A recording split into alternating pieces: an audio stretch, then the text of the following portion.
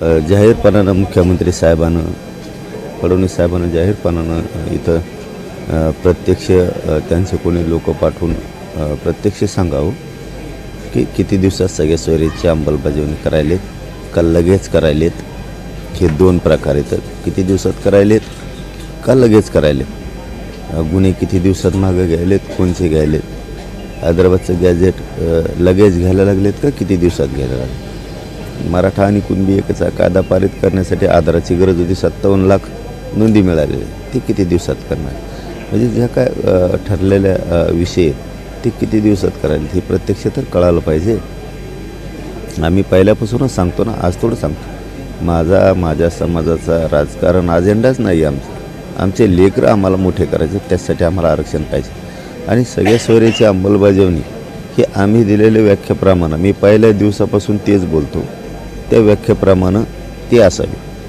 सगळ्या सोयऱ्याची अंमलबजावणी होताना आम्ही ज्या दिवशी वाशीमध्ये अधिसूचना काढली त्या दिवशी आम्ही सांगितलं होतं की आम्ही दिलेल्या व्याख्येप्रमाणेच त्या अगोदरही तेच सांगितलं होतं आणि त्या पद्धतीनं ती असावी, एवढंच आमचं म्हणणं आहे.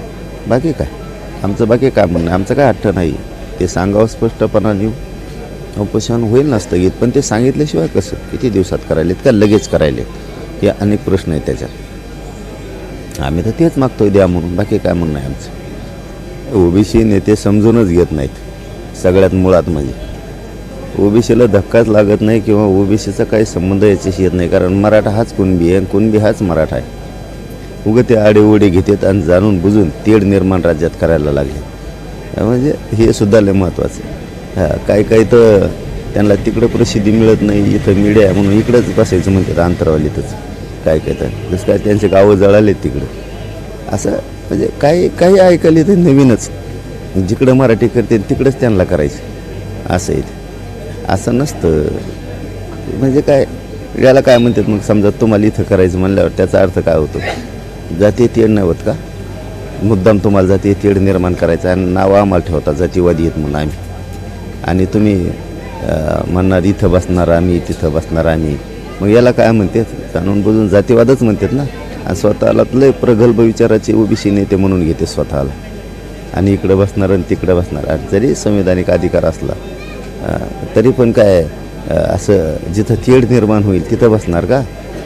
काय विचार आहेत बघा ना यांचे. शाहू फुले आंबेडकरांचे विचार देशाला सांगत पळत येत नुसते भाषणं ठोकी.